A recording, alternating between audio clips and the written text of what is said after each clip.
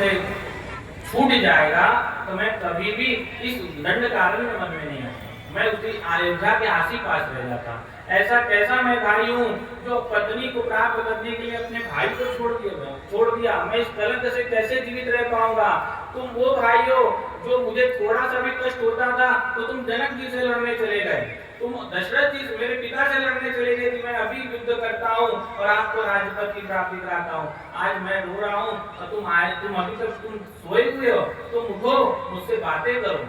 तड़प रहे हैं राम जी, कह रहे मुझे ऐसी पत्नी नहीं चाहिए जो मेरे भाई के बदले मिले। पत्नी दोबारा प्राप्त हो सकती है, हर चीज दोबारा प्राप्त हो सकती है, लेकिन सहोदर भाई दोबारा नहीं प्राप्त हो सकता। इसलिए हे लक्ष्मण उठो, हनुमान अभी तक क्यों नहीं आया।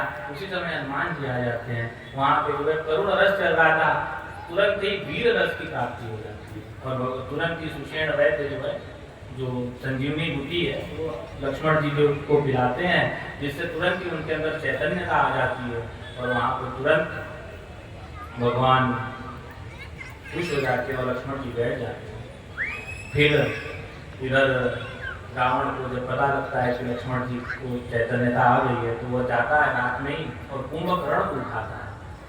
कुंभकर्ण को खूब ढोल नगाड़े बजाता है, उठाता है, उठ जाओ, वो उठता है। वो पूछता है क्या हो गया, अचानक से तुमने मुझे क्यों उठा दिया, क्या बात है। तो कहता है कि बंदरों की सेना राम सहित आई है और वो युद्ध कर रही है, अभी मुझे तुम्हारी आवश्यकता है। तो कहता है राम जी आ गए। तो पूरी घटना बताता है रावण कि सीता का हरण हुआ था। तो सीता का हरण क्यों किया, तो क्या उस शुकनखा थी, शुकनखा के नाक कान को काट दिया था उन्होंने, इसलिए मुझे उसका हरण करना पड़ गया। तो वो कहता है कि अच्छा, वो मुझे याद आ रहा है कि नारद जी आए थे जब मैं सोने जा रहा था 6 महीना पहले, साल भर पहले। तो नारद जी आए थे क्योंकि उसको वरदान था, वो जब वरदान मांग रहा था, वरदान ये मांगना चाह रहा था कि 6 महीना जगूं, 1 दिन सोऊं, लेकिन सरस्वती जी उसकी जिह्वा पर बैठ गई। वो बोला कि 1 दिन जगूं और 6 महीना सो जाओ। तो जब मैं पिछली बार सोने जा रहा था, पिछली बार तो नारद जी के साथ मेरा सत्संग हो रहा था। तो नारद जी ने मुझे आकर के कहा कि हे कुंभकर्ण एक बात सुनो, ऊपर देवताओं में मंत्रणा चल रही है कि राम का जन्म हो गया है और तुम दोनों भाइयों को मारने वाले हैं, तो तुम कोई गलती मत कर देना जिससे कि वो तुम्हें मार दे। तो गलती का मतलब है कि राम जो भी जन्म लेगा, कोई भी देवता जन्म लेगा, वो बिना गलती के मारते नहीं है। तुम गलती करोगे तभी मार खाओ या तुम्हारी मृत्यु होगी, इसलिए कोई गलती नहीं कर देना। तो वो कहा मैं तो सोता रहता हूँ, मुझसे तो कोई गलती होगी नहीं, लेकिन मैं सोचा तुम्हें बता दूं। लेकिन जब मैं सोच रहा था तभी मुझे नींद आ गई और फिर उठा और फिर सो गया, तो मुझे एकदम ध्यान ही नहीं गया। अभी तुम उठा रहे हो तो मुझे वो बात सब याद आ गई, लेकिन अभी भी कुछ देर हुआ नहीं है, कोई अभी किसी की तो मृत्यु हुई नहीं है, तो तुम ऐसा करो कि सीता को वापस कर दो।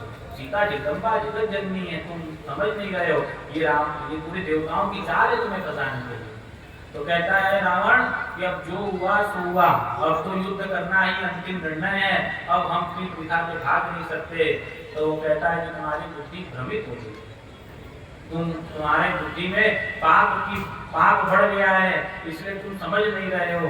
अब तुरंत तो वो कहता है कि बाकी लोग को तुमने कैसे समझाया। तो कहते हैं कि मारीच हमसे छोटा था तो उसको डरा के समझाया, अब तुम नहीं समझ रहे हो तो तुम्हें खिला पिला के समझाते हैं। तो उसको खूब मदिरा पिलाता है, खूब भैंसा इत्यादि खिलाता है। रामचरितमानस में आया कि कुंभकर्ण को खूब खिलाया जाता है।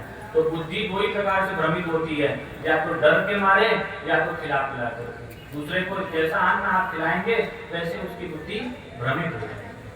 कुंभकर्ण जब मदिरा के नशे में खड़ा होता है, कहता है वो छोड़ दो, मैं जा रहा हूँ युद्ध करने, और वो युद्ध करने जाता है। युद्ध भूमि में जब वो आता है तो सारे जो वानर सेना है वो डर से भयभीत हो जाती है। ये क्या हो गया, इतना बड़ा कौन दैत्य है, बहुत विशाल दैत्य है, इतना बड़ा दैत्य। वो जिस तरफ जाता है उधर जो है वानर आकार मचने लगता है। विभीषण जी देखते हैं तो विभीषण जी तुरंत दौड़े आते हैं कि हे भैया आप जब गए, मुझे रावण ने खूब मारा है, इसीलिए मैं राम के शरण में आ गया।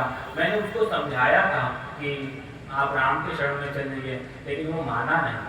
तो वो कहता है कुंभकर्ण कि तुम विभीषण नहीं, तुम मेरे कुल के विभूषण हो। तो जो तुम भगवान राम के शरण में चले गए, यदि तुम राम के शरण में नहीं जाते तो हमारा वंश खत्म हो जाता, और तुम मेरे कुल को तार दिए और राम के शरण में चले गए तो सात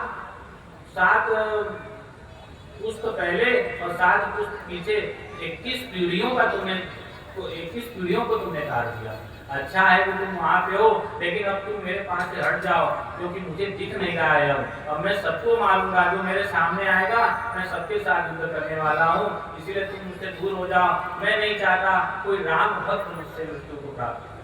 और फिर वो युद्ध करने लगता है और सब हनुमान जी को भी उठा के पटक देता है। सुग्रीव को उनके अपने कांख में भर के मारता है, और वहीं पे सुग्रीव को जो है मूर्छा आ जाती है। सुग्रीव सोचने लगता है कि एक समय था कि इसके बड़े भाई को मेरे बड़े भाई ने कांख में बांध करके 6 महीना दौड़ाया था, और आज एक समय है कि ये छोटा भाई मुझे कांख में भर के दौड़ रहा है। तो तब देवता लोग आते हैं और कहते हैं राम जी से कि इसको जल्द से जल्द इसका अंत कर दीजिए। यदि आप इसका अंत नहीं करेंगे तो ये पूरे वानर सेना को खत्म कर देगा। तो राम जी जो है आते हैं और 100 बाढ़ एक साथ छोड़ते हैं। तो सर्वप्रथम उसका एक हाथ कटता है, उसका हाथ जहाँ पे गिरता है वहाँ पे भी 100-200 वानर सेना मृत्यु को प्राप्त होती है। फिर उसके दूसरे तरफ हाथ पे बाण चलाते हैं, दूसरा बाण जहाँ चलता है उधर भी जो है वानर सेना मृत्यु को प्राप्त होती है। तब भी वो हाहाकार करता हुआ चारों तरफ दौड़ता है, जिससे बहुत सारी सेना तहस नहस हो जाती है।